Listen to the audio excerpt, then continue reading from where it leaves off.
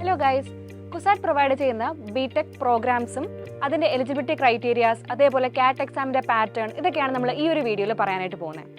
അപ്പോൾ നമുക്ക് ആദ്യം തന്നെ ഏതൊക്കെ ബിടെക് പ്രോഗ്രാംസ് ആണ് കുസാറ്റ് പ്രൊവൈഡ് ചെയ്യുന്നത് നോക്കാം.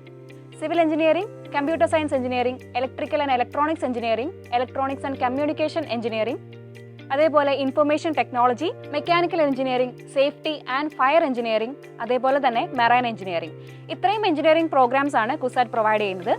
അതിൽ മറൈൻ എഞ്ചിനീയറിംഗിനെ പറ്റി നമുക്ക് പിന്നീട് സംസാരിക്കാം.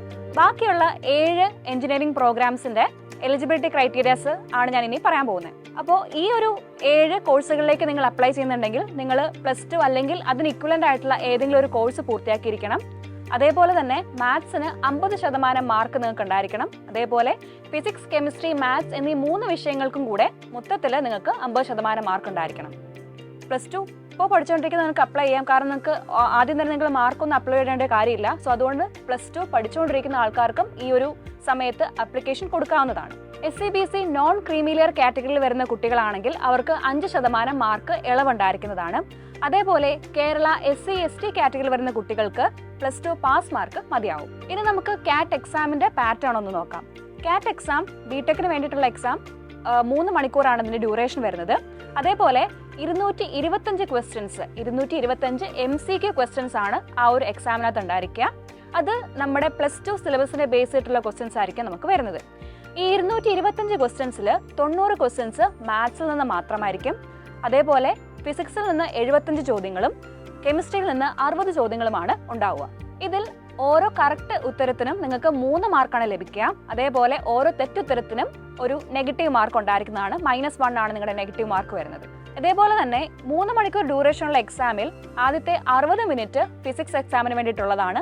പിന്നീടുള്ള 45 മിനിറ്റ് കെമിസ്ട്രി എക്സാമിനും, അതേപോലെ തന്നെ ബാക്കിയുള്ള 75 മിനിറ്റ് വരുന്നത് മാത്സ് എക്സാമിന് വേണ്ടിയിട്ടാണ്. അതേപോലെ എക്സാം പാസ്സാവുന്നതിന് വേണ്ടിയിട്ട് മാത്സിന് മാത്രം മിനിമം 10 മാർക്കും, അതേപോലെ ഫിസിക്സ്, കെമിസ്ട്രി രണ്ടും കൂടെ ഒരുമിച്ച് 10 മാർക്കും എങ്കിലും മിനിമം നിങ്ങൾ നേടിയിരിക്കണം. ഈ ഒരു മാർക്ക് പാറ്റേൺ SC/ST കുട്ടികൾക്ക് ബാധകമല്ല.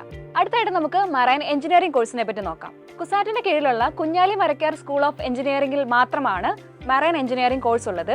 ആൻഡ് അതേപോലെ നമ്മുടെ നേരത്തെ നമ്മൾ കണ്ട എഞ്ചിനീയറിംഗ് കോഴ്സിന് അതേ ക്രൈറ്റീരിയസ് അല്ല നമുക്ക് മറൈൻ എഞ്ചിനീയറിംഗിന് വരുന്നത്. അപ്പോൾ എന്തൊക്കെയാണ് പ്രധാനപ്പെട്ട മാറ്റങ്ങൾ നമുക്ക് നോക്കാം. ഒന്നാമതായിട്ട് നമ്മൾ നേരത്തെ പറഞ്ഞതുപോലെ +2 അല്ലെങ്കിൽ അതിന് തത്തുല്യം കോഴ്സ് ആണ് നിങ്ങൾ പഠിച്ചിരിക്കേണ്ടത്, അല്ലെങ്കിൽ ആ ഒരു കോഴ്സ് പഠിക്കുന്നവരായിരിക്കണം. പിന്നെ അതേപോലെ തന്നെ മാത്സിന് 50% മാർക്ക് നിങ്ങൾ നേടിയിരിക്കണം. ഫിസിക്സ്, കെമിസ്ട്രി, മാത്സ് എന്നീ 3 വിഷയങ്ങൾക്കും കൂടെ 60% മാർക്കും നിങ്ങൾ നേടിയിരിക്കണം. അതുപോലെ തന്നെ 10, +2 ക്ലാസ്സുകളിലെ ഇംഗ്ലീഷ് എക്സാമിന് 50% മാർക്കും നിങ്ങൾ നേടിയിട്ടുണ്ടാവണം. SCBC നോൺ ക്രീമിലിയർ കാറ്റഗറി വരുന്ന കുട്ടികൾക്കും അതേപോലെ കേരള SC/ST വരുന്ന കുട്ടികൾക്കും ഈ ഒരു മാർക്കിന് കൺസെഷൻ ഒന്നും ഉണ്ടാവുന്നതല്ല. അതേപോലെ തന്നെ ഈ ഒരു കോഴ്സിന് ഒരു മാക്സിമം ഏജ് ലിമിറ്റ് ആയിട്ട് പറയുന്നത് 25 വയസ്സാണ്. അതേപോലെ തന്നെ നിങ്ങൾക്ക് ഫിസിക്കലി ഫിറ്റ് ആയിരിക്കുന്ന ആൾക്കാർക്ക് മാത്രമാണ് ഈ ഒരു കോഴ്സിന് അപ്ലൈ ചെയ്യാനായിട്ട് പറ്റുക. ഹിയറിംഗും ഐസൈറ്റും എല്ലാം കറക്റ്റ് ആയിരിക്കുന്ന ആൾക്കാർക്ക് മാത്രമാണ് ഈ ഒരു എക്സാമിന് അപ്ലൈ ചെയ്യാനായിട്ട് പറ്റുക.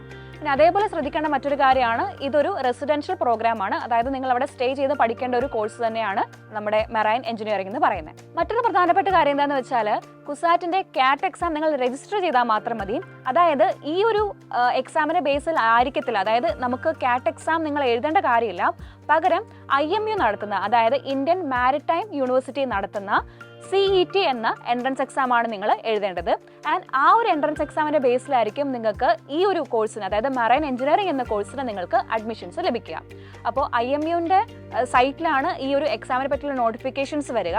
ആ നോട്ടിഫിക്കേഷൻ, അതായത് എക്സാമിന് അപ്ലൈ ചെയ്യേണ്ട സമയം ഇതുവരെ ആയിട്ടില്ല. ഒരു ഏപ്രിൽ മാസമൊക്കെ ആകുമ്പോഴാണ് അതിന്റെ നോട്ടിഫിക്കേഷൻ സാധാരണയായിട്ട് റിലീസ് ചെയ്യുക. അപ്പോൾ മറൈൻ എഞ്ചിനീയറിംഗ് ആണ് നിങ്ങൾ ഓപ്റ്റ് ചെയ്തതെങ്കിൽ നിങ്ങൾ CET എക്സാം ആണ് എഴുതേണ്ടത്.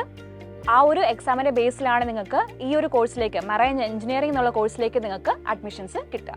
അപ്പോൾ ഇത്രയും കാര്യങ്ങളാണ് ഒരു എഞ്ചിനീയറിംഗ് കോഴ്സ് നിങ്ങൾ ഓപ്റ്റ് ചെയ്യുന്നുണ്ടെങ്കിൽ നിങ്ങൾ ശ്രദ്ധിക്കേണ്ടത്. അപ്പോൾ ഓൾ ദി ബെസ്റ്റ്.